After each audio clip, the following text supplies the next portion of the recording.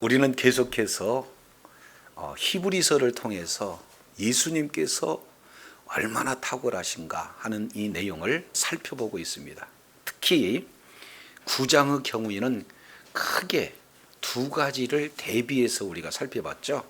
그래서 먼저 이제 옛 언약 그리고 새 언약 이것을 대조하면서 옛 언약 가운데 드려지는 성소 그리고 옛 언약하에 드려지는 제물과 그 다음에 새 언약하에서 드려지는 성소 그리고 새 언약하에서 드려지는 제물 이 내용을 직접 비교하면서 정말로 예수님께서 얼마나 탁월한가 하는 내용들을 우리가 지난 시간 살펴봤습니다. 자, 그 중에 핵심 두 가지 내용만 이렇게 비교해 보면은 바로 땅에 있는 성소에서 드려지는 제사와 그리고 하늘 성소에서 드려지는 바로 온전한 이 제사가 공통점이 있고 또 차이점이 있다라는 측면을 우리가 살펴봤죠. 그래서 공통점은 뭡니까? 바로 피로 말미암아 정결케 한다는 점에서는 바로 공통점이 있어요. 반면 차이점은 구약에 드려지는 동물의 피로는 완전히 속죄할 수가 없다. 그래서 구약의 피로는 죄를 덮어줄 뿐 그 죄를 없이 할 수가 없어요. 그러나 예수 그리스도의 그 흘리신 보혈은 죄를 완전히 도말해 주실 뿐만 아니라 이제는 그 속죄가 영원토록 지속이 되어진다.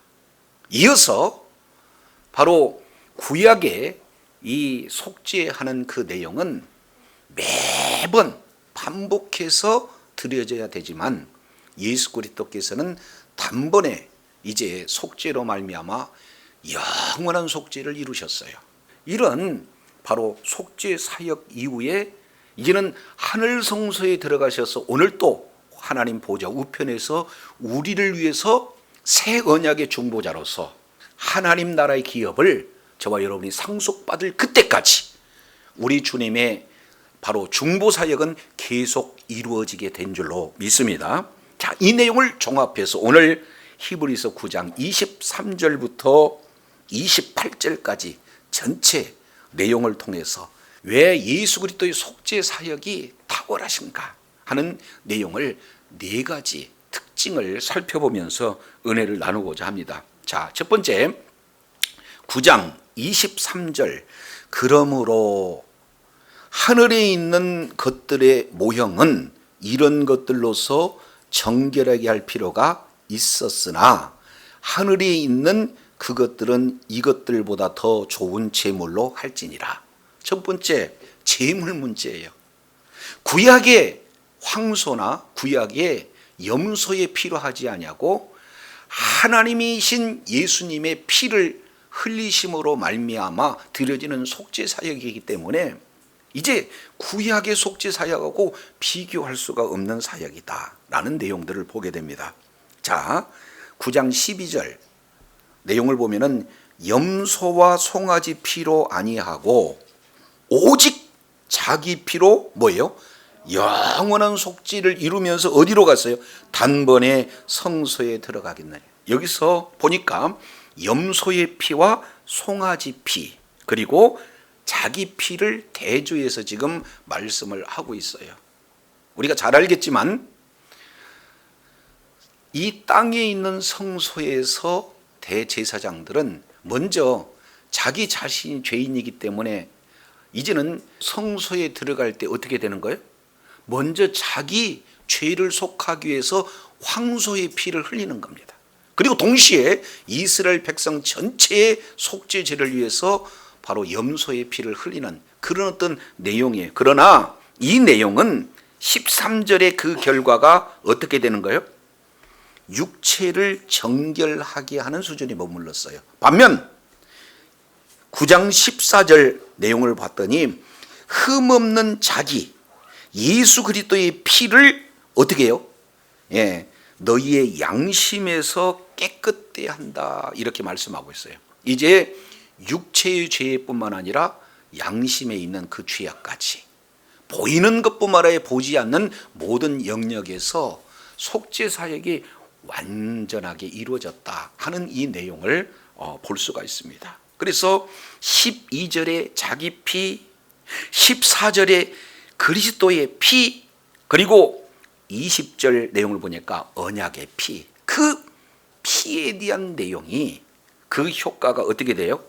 효력이 영원한 속죄를 이루어서 하늘 성소에 하나님 보좌 우편에 우리 주님께서 단번에 들어가셨다라는 사실을 이렇게 말씀을 하고 있는 것을 보게 되어져요. 그만큼 예수 그리스도께서 드려지는 그 피, 바로 제물 문제에 있어서 더 구약 바로 제사와 비교할 수 없는 속죄 사역을 이루었다 하는 이 내용들을 히브리서 9장 23절에 다시 한번 이제 종합적으로 결론적으로 말씀을 하고 있는 것을 보게 됩니다.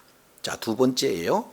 두 번째, 예수 그리스도의 속죄 사역이 얼마나 더 뛰어난가, 얼마나 더 탁월한가 하는 내용은 이제 제물로만 탁월하는 게 아니에요. 24절 이 내용을 보니까 무엇도 탁월하느냐? 그리스도께서 참것의 그림자인 손으로 만든 성소에 들어가지 아니하고 바로 하늘에 들어가사 이제 우리를 위하여 하나님 앞에 뭐 하시고 나타나시고 이 말씀을 하고 있어요. 두 번째 내용은 장소 문제죠. 하늘 성소에서 드려진 그런 속죄 제사이기 때문에 구약과 비교할 수 없는 탁월한 속죄 제사다라는 사실을 두 번째로 이렇게 언급을 하고 있어요. 자, 이러면서 장소를 이렇게 지금 표현하고 있죠. 참것의 그림자. 그러니까 땅의 성소는 하늘 것의 그림자에 불과하고, 그리고 이 땅에 있는 성소는 사람의 손으로 만든 성소다. 그래서 예수 그리스도께서는 땅에 있는 그 성소에 들어가지 않았다는 거죠. 그러면 예수 그리스도께서 영원한 속죄를 완성짓는 그 장소는 이 땅에 있는 성소가 아니라 참 성소 뭐예요? 하늘의 성소에 들어갔다. 이렇게 지금 말씀을 하고 있습니다. 조금 더 9장 11절 우리가 살펴본 내용이지만 그리스도께서는 장래 좋은 일의 대제사장으로 오사. 자, 첫 번째입니다. 손으로 짓지 아니한. 그리고 두 번째, 이 창조에 속하지 아니한. 세 번째, 더 크고 온전한 뭐예요?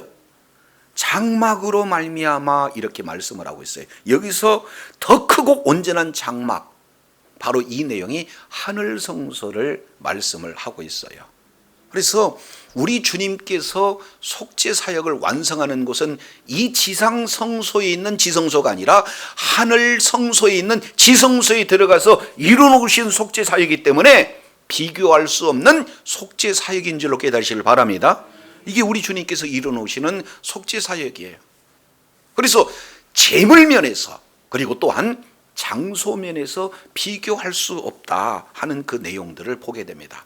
여기서 이제 우리가 한 가지 생각해 볼 수 있는 내용은 참것의 그림자, 밑줄 쫙 치세요. 그러면 이 지상에 있는 성소는 뭐라는 거예요? 그림자고, 그리고 하늘 성소는 참것, 다른 말로 실체다라는 사실을 살펴봅니다. 자, 이 내용은 이미 9장 1절부터 5절 이 내용을 보면은 지상 성소에 대한 내용을 아주 구체적으로 설명을 하고 있죠. 그러면은 지상 성소에 있는 그 내용에 이제는 성막을 들어갈 때는 동편의 문이 있고, 그리고 성막에 있는 기구들을 이렇게 살펴보는데 첫 번째 만나는 장면이 뭐였습니까? 번제단. 그러니까 번제단 역시 마찬가지로 그림자예요. 거기서 제물을 태워서 하나님 앞에 이제 속죄 제사를 드리는 그런 번제단은 결국에 뭘 의미하고 있습니까? 바로 예수 그리스도, 속죄하신 예수 그리스도의 예표다.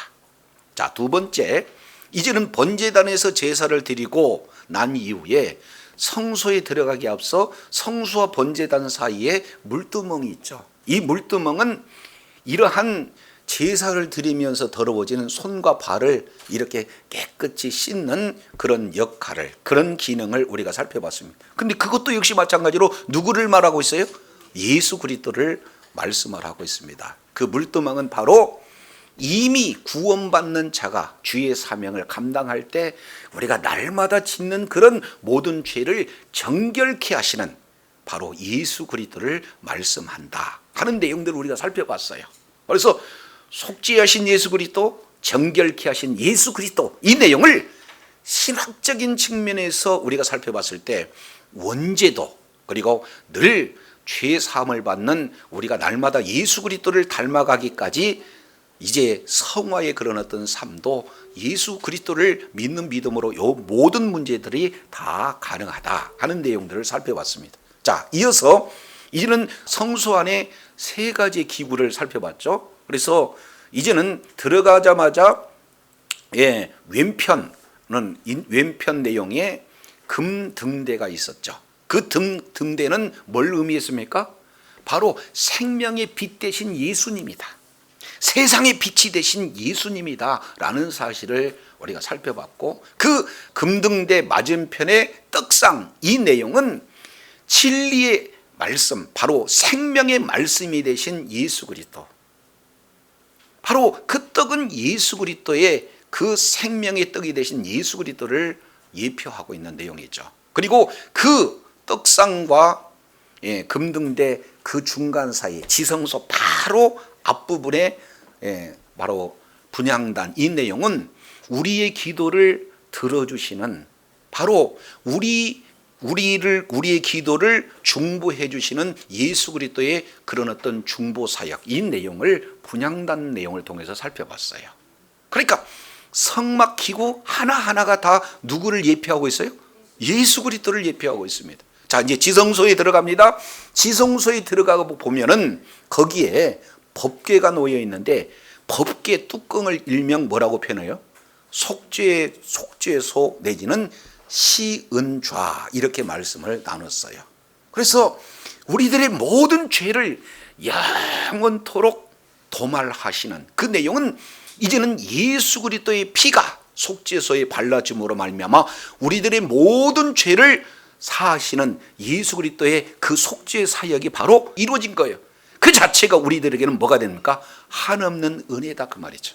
그런데 법궤 안에 있는 세 가지의 내용물들을 우리가 살펴봤죠. 자, 만나, 그리고 또 하나는 쌍난 아론의 지팡이, 그리고 두 돌판, 이 내용 세 가지가 지금 들어가 있다라는 사실을 우리가 살펴봤어요. 그래서 계속해서 이 세 가지는 광야 생활을 거치면서 사람들의 죄악된 모습 세 가지를 말씀하고 있잖아요.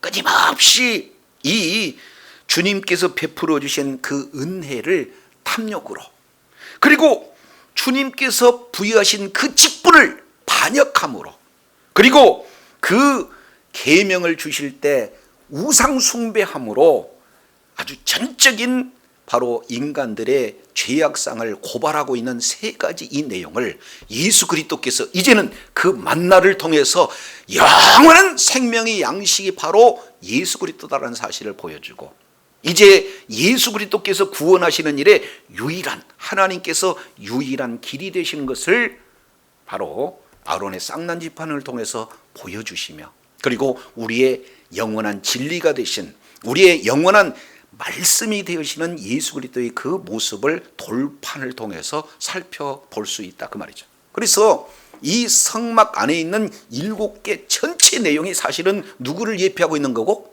그렇습니다, 예수 그리스도를 예표하는 거예요. 그래서 이 모든 내용은 하늘 성소에 있는 것의 그림자에 불과하고, 이런 실체가 있는 실체이신 하늘 성소에서 이런 속죄 사역이 이루어졌으므로 말미암아 이 구약에서 드려지는 대제사장의 속죄 사역하고는 비교할 수가 있다, 없다?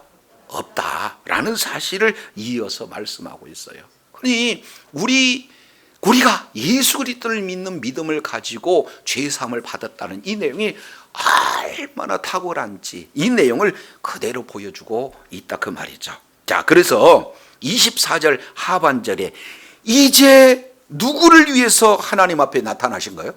그렇습니다. 저와 여러분을 위해서. 이 죄 문제를 해결하지 아니하고는 하나님과의 관계가 온전히 회복될 수가 없기에 예수님께서 친히 대제사장이지만 대제사장 직분으로 자기 자신을 제물로 하늘 성소에 드려짐으로 말미암아 영원한 속죄를 이루는 것은 저와 여러분을 위한 속죄 사역인 줄로 믿으시기를 바랍니다. 그래서 우리를 위해서 하나님 앞에 나타나셨어요. 자, 그런데 25절 조금 더 보면은 대제사장이 해마다 다른 것의 피로서 성소에 들어가는 것 같이 어떻게 자주 자기를 드리려고 하지 아니하였다. 자, 그러면서 세 번째 내용은요, 횟수 문제입니다. 자, 26절 내용을 보니까 이렇게 표현을 해요. 그리하면 그가 세상을 창조할 때부터 자주 고난을 받으셨어야 할 것이라도 이제 자기를 어떻게 드렸어요? 그렇습니다. 단번에 제사를 드려 죄 없게 하시려고 세상 끝에 나타나셨다. 우리 주님께서 나타나신 것은 왜 나타나셨느냐? 우리를 위해서 나타나셨는데 그 나타나시는 그 시점을 세상 끝에 나타나셨다. 이렇게 지금 말씀하고 있어요. 구약 같으면 이제 대속죄일 날 대제사장이 민족의 죄를 위한 속죄의 제사를 드리는데 매년 같은 제사를 반복해서 드리는 그런 속죄 사역이에요. 그런데 우리 주님께서는 영원한 생명을 단번에 우리 하나님께 드리심으로 말미암아 단번에 영원한 속죄가 완전히 해결된 줄로 깨달으시길 바랍니다. 그렇기 때문에 횟수적인 측면으로 봤을 때 구약과 신약은 비교할 수가 없다라는 사실을 지금 이렇게 말씀을 하고 있는 것을 봅니다. 자, 그러면서 여기서 한 가지 생각해 볼 수 있는 내용은 목적이에요. 목적. 왜 예수님께서 세상 끝에 나타나셨느냐? 뭐 하기 위해서? 죄를 없게 하시기 위해서. 구약은요, 죄를 없이 할 수는 없어요. 미리 여러 번 반복해서 말씀을 드리지만 동물의 피 가지고는 죄를 덮을 뿐이에요. 그러니까 구약의 속죄가는 덮다. 그러니까 덮는 그런 어떤 내용으로 죄는 없어지는 것이 아니라 뭐예요? 일시적으로 덮어져 있기 때문에 이제 죄 없다라고 우리 주님께서 간과하시는 그런 어떤 내용인 거죠. 그런데 예수 그리스도의 보혈은 그 죄 자체를 없애버리는 도말하시는 그런 능력이 있는 줄로 믿습니다. 그래서 단번에 하나님 앞에 이제 제물이 되어지신 예수 그리스도의 그 속죄 사역으로 말미암아 죄를 없게 하셨어요. 그래서 예수님께서 하나님이시지만 육신의 몸을 입고 이 땅에 오신 것은 바로 우리의 죄를 대속하시기 위해서 어떻게 되어 있습니까? 바로 제물로 오셨어요. 죽으시기 오셨어요. 그래서 예수님 자신을 제물로 하나님 앞에 드림으로 말미암아 저와 여러분의 죄를 완벽하게 용서하신 분이 예수 그리스도이신 줄로 믿습니다. 그러면 왜 그렇습니까? 자, 27절 내용을 보니까 이렇게 표현을 해요. 27절, 한 번 죽은 것은 사람에게 정하여지신 것이요. 이 세상에 어떤 사람도 죽지 않은 사람이 없어요. 그러면 다 이 세상의 사람들은 뭐예요? 죽습니다. 그래서 사람들이 다 죽는다는 것은 뭐라는 것의 증거예요? 죄인이다. 그래서 죄인은 반드시 죽습니다. 죄의 싹은 사망, 그러니까 반드시 죽어요. 근데 죽음으로 끝나는 것이 아니라 죽음 이후에는 뭐가 있다는 거예요? 여기서 심판은 무서운 겁니다. 요걸 요한계시록 20장 내용을 보면은 불못 그래요. 다른 말로 지옥 심판이 놓여져 있는 거예요. 그래서 모든 인류는 죄를 짓게 되고 죄지은 인생은 지옥 심판을 다 담당해야 할 그런 어떤 내용이다. 이것은 구약에 있는 제사장들 역시 마찬가지로 다 이런 심판 가운데 놓여져 있는 내용이에요. 그래서 죽음은요, 어떤 사람들은 죽음은 그만이지 이렇게 얘기하는 사람들 봤어요, 안 봤어요? 아니, 주변에 그냥 죽으면 끝나지 이렇게 얘기하는데, 죽음은요 3가지 모습으로 우리가 이해할 수 있어요. 죽음은 소멸이 아니라 죽음은 분리예요. 영은 바로 죽을 수가 없어요. 그러니까 영원토록 예수를 믿어도 영원히 살고, 그리고 예수를 안 믿어도 영원히 살아요. 그 얘기는 지옥에서 영원히 사느냐 천국에서 영원히 사느냐, 그 살고 있는 장소가 다를 뿐이지 영혼은 영원히 죽지 않습니다. 그래서 죽음을 3가지로 표현하고 있는데, 창세기 2장 17절, 16절, 17절 이 내용을 보면 우리 주님께서 최초에 바로 선악과 법을 주시죠. 율법을 주십니다. 선악을 알게 하는 나무를 먹으면 반드시 뭐하리라? 죽으리라. 먼저 주셨어요, 법을. 근데 그 법을 어김으로 말미암아 인류에게 뭐가 들어왔어요? 죄가 들어왔어요. 그래서 죄의 싹슨 사망, 반드시 죽으리라는 그 말씀이 온 인류에게 다 적용됐다 그 말이죠. 그래서 첫 번째 죽음을 우리는 바로 영적인 죽음 이렇게 표현을 하고 있어요. 아담한테 선악과를 따먹으면 죽으리라 그랬는데 딱 따먹는 순간 죽었습니까? 930년을 살았습니까? 그러니까 겉으로는 살아서 돌아다니고 또 활동도 하고 또 생각도 하지만 실제는 그 상태를 영적으로 죽은 상태 이렇게 표현해요. 한마디로 본다면 하나님과의 분리, 이제 하나님과의 관계가 분리되었어요. 그것을 영적인 죽음 이렇게 표현합니다. 두 번째 내용을 통해서 보면은 이제는 때가 되어지면은 이제는 실제 영혼과 육체가 분리되는 것을 우리가 알고 있는 죽음 이렇게 표현을 하게 되는 거죠. 그래서 이제는 돌아가셨다는 의미가 왔던 그곳으로 돌아가는 거예요. 그래서 영혼은 하나님께 돌아가고 육체는 흙으로 돌아가는 그런 어떤 내용인데, 하나님의 생명이 없으면 하나님께 돌아가는 것이 아니라 어디로 돌아가는 거예요? 지옥으로 돌아가는 거예요. 이것을 두 번째 죽음을 바로 육체적 죽음이다. 하나님이 주신 영혼과 뭐예요? 육체가 분리되는 것을 우리가 일반적으로 아는 죽음이라고 하는 그런 육체적 죽음이 두 번째 죽음이에요. 그런데 오늘 한 번 죽은 것은 사람에게 정하신 것이요 그 이후에 심판이 있으리라 하는 이 심판은 세 번째 죽음을 얘기해요. 다른 말로 영원적 죽음. 이제는 하나님과 영원히 분리되어서 하나님이 있는 천국에서 영원히 분리되는 불못에서 영원토록 그 고통을 살 수밖에 없는 내용을 뭐라고 그래요? 심판. 그래서 인류의 최대의 문제는 죄와 심판의 문제예요. 다른 말로 죄와 사망의 문제다라는 것을 말씀하고 있습니다. 그런데 이 죄와 사망의 문제를 구약의 제사장들은 완전히 해결할 수가 없어요. 이 죄와 사망의 문제를 유일하게 해결하신 분은 바로 예수 그리스도인 줄로 믿습니다.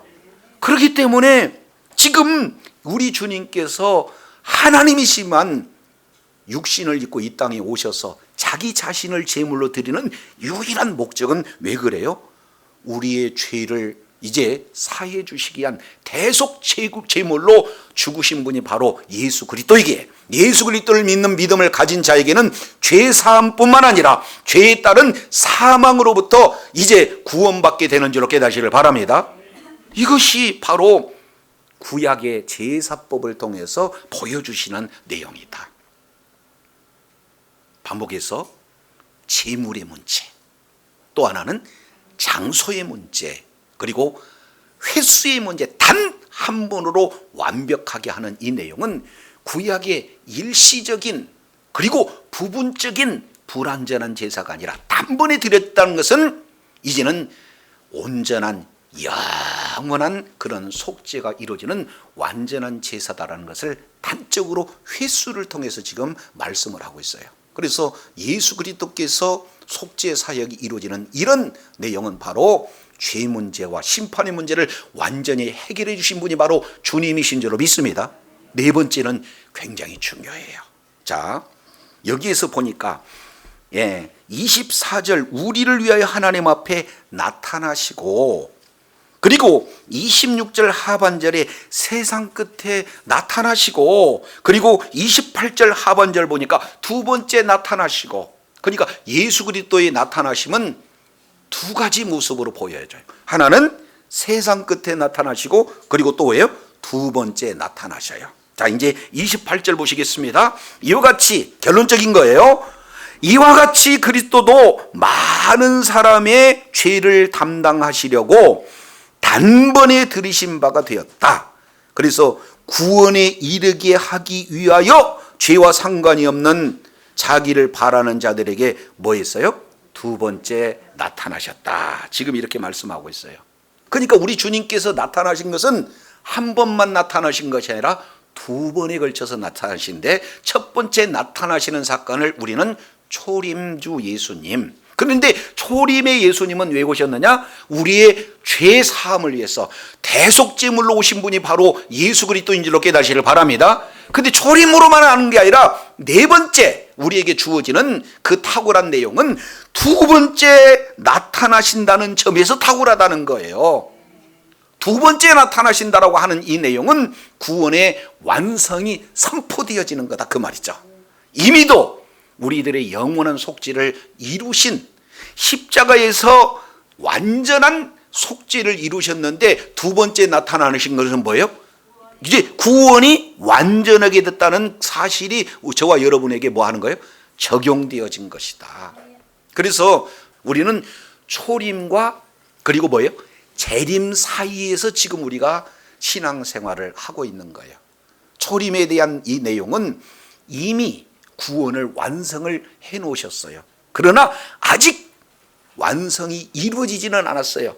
그러니까 구원의 완성이 이루어지는 것은 두 번째 우리 주님이 다시 오실 때 완성이 되어진 줄로 깨달으시길 바랍니다. 그 속에서 우리가 지금 신앙생활을 하고 있는 것을 봅니다. 자, 그러면 이 내용이 무척 중요한 게, 저와 여러분의 유일한 소망은 주님이 뭐예요?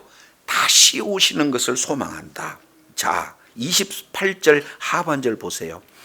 구원에 이르게 하기 위하여 죄와 상관없는 자기를 뭐 하는 자들에게? 아니, 바라는 자들이 두 번째 온다, 그 말이죠. 이미 구원받는 저와 여러분에게 소망은 다시 오실 주님만이 우리의 소망이 되는 줄로 믿습니다. 왜 그래요? 구원의 완성이 이루어지는 날이기 때문에. 저와 여러분 구원을 받았지만 이 땅 사는 삶 가운데 때로는 눈물 흘릴 일들이 많아요. 질병 때문에 구원은 받았지만 육체에 그런 구원받을 요소들이 있잖아요. 환경 속에서 구원받을 요소가 있잖아요. 사람과의 관계 속에서 구원받을 요소가 있잖아요. 물질적인 측면에서 구원받을 요소가 있잖아요. 그러니까 이미 예수님은 우리들의 죄에 대해서 완전하게 구원을 해줬지만, 살아가는 동안 저와 여러분이 구원이 필요해요? 구원이 안 필요하지 않아요?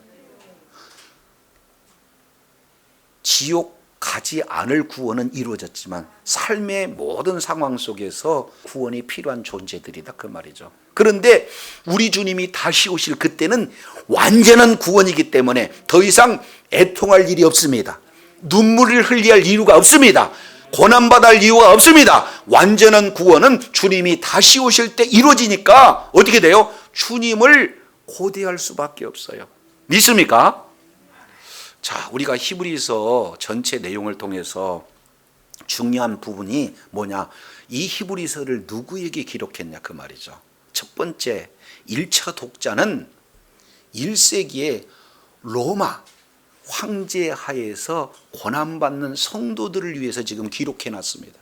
그러니까 그들은요, 예수 그리스도를 믿는 믿음을 가졌다는 이유로 로마 황제에게 얼마나 박해를 받고 있는지 몰라요.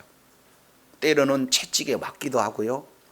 심지어는 원형 경기장에서 짐승의 밥이 되어 죽기도 하기도 하고요. 때로는요, 목배임을 당하는 그런 어려움 속에 살았어요. 이유는 딱 하나, 예수 믿는다는 그런 내용 하에. 그리고 이어서 예수 믿는다는 그런 내용 때문에 가지고 있는 모든 재산 다 몰수, 다 뺏겨요. 그러니까 얼마나 경제적으로 힘든지 몰라요. 세 번째, 이어서 진행되어지는 것은 유대교에서 이제는 예수 그리스도로 완전히 그 뭡니까? 종교가 바뀐 거 아니에요? 그런데 유대교에 있는 성도들이 얼마나 이제 미혹하는지 몰라요. 아니 예수 믿으면은 구원 받는다는데 구원받는 모습이 그런 모습이냐라고 계속해서 미혹하고 유혹하고 다시 예수 안 믿는다, 유대교로 돌아와라. 그러면은 박해도 없어지고 경제 문제도 뺏기지 않고 얼마나 이런 평안한 삶을 사냐 하고 계속 유혹하는 그런 어떤 상황이에요. 그런데 2차 독자인 저와 여러분 역시 마찬가지잖아요.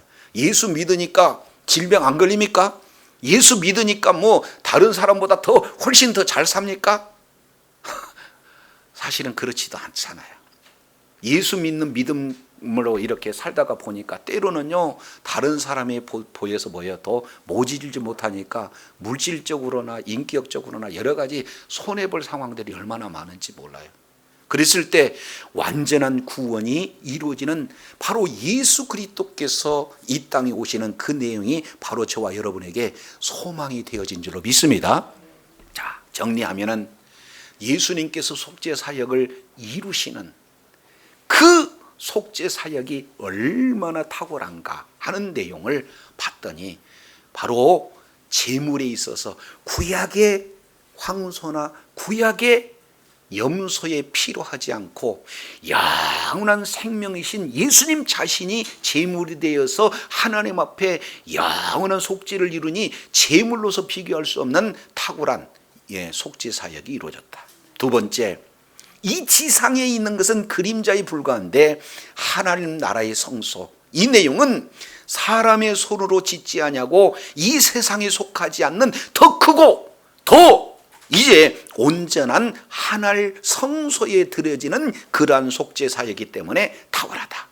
세 번째 내용은 단번에 영원한 바로 속죄 사역이 이루어졌다. 그런데 뭡니까? 네 번째 이 내용은 구약 대제사장도 다시 오실 주님을 뭐예요? 만나지 않으면